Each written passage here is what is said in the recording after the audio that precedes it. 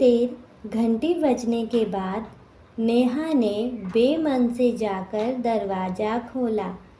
आरव घर में दाखिल होते ही सीधे जाकर सोफे पर बैठ गया।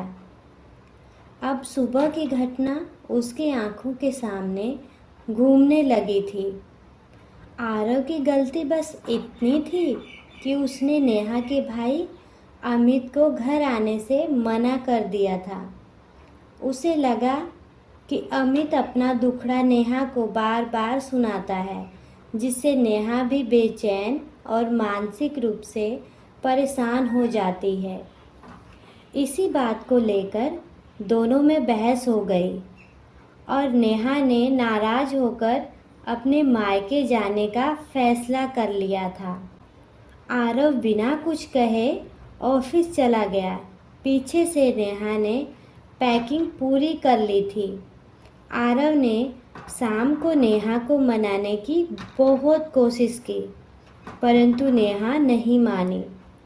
आखिरकार आरव ने कहा, तुम्हें जाना है तो जाओ, लेकिन बड़ों का आशीर्वाद लेकर जाना। तुम मम्मी पापा से मिल कर आओ, मैं तब तक गाड़ी निकालता हूँ। नेहा अपने सास ससुर का आशीर्वाद लेने चली गई और इतने में आरव कमरे में गया। उसने चुपचाप नेहा के बैग में कुछ चीज़ें रखी और फिर बाहर जाकर गाड़ी में बैठ गया। नेहा बिना कुछ बोले गाड़ी में बैठ गई। स्टेशन तक जाने में दोनों के बीच कोई भी बात नहीं हुई। स्टेशन पर पहुंचकर नेहा ने कहा, अब आप जाओ, मैं चली जाऊंगी। आरव चुपचाप लौट गया। नेहा की ट्रेन में अभी करीब 1.5 घंटे का समय था। अब शाम हो गई थी, 6 बज चुके थे और ठंडी हवा भी चल रही थी। तभी उसे ध्यान आया कि वह गर्म कपड़े लेना भूल गई है। उसने बैग खोला और देखा, एक शॉल, एक स्वेटर, कुछ पैसे और एक छोटी सी पर्ची रखी हुई थी। पर्ची पढ़ते ही नेहा की आंखें भर गई।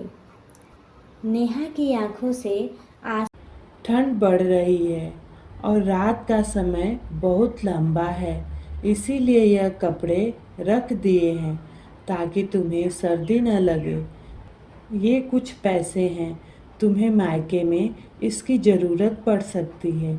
और हाँ, अगर तुम्हें लगे कि इतनी छोटी सी बात पर नहीं घर छोड़ना चाहिए था, तो वापस चली आना। मैं हमेशा तुम्हारा इंतज़ार करता रहूँगा। तुम्हारा आरव। आंसू बह निकले। उसे एहसास हुआ कि आरव उससे कितना प्यार करता है। शायद उसे इतनी जल्दी गुस्सा नहीं होना चाहिए था। रात को 8:30 बज चुके थे। आरव थक हार कर जैसे ही सोफे पर बैठा, दरवाजे की घंटी बजी। दरवाज़ा खोला तो सामने नेहा खड़ी थी। नेहा मुस्कुराते हुए बोली, क्या आप ऐसे बैठे हैं? चलिए मुंह हाथ धो लीजिए, मैं खाना लगा देती हूँ। आरव हैरान हो गया। कुछ घंटे पहले जो मायके जाने वाली थी, वही अब उसके सामने एक मुस्कान के साथ खड़ी थी, जैसे कुछ हुआ ही नहीं हो। आरव ने उसको गले से लगा लिया। नेहा ने बस धीरे से इतना कहा, जो शिकायतों का पुलिंदा बांध रखा था तुम्हारे लिए मैंने, तुमने गले लगाकर सारी शिकायतें एक ही पल में मिटा दी।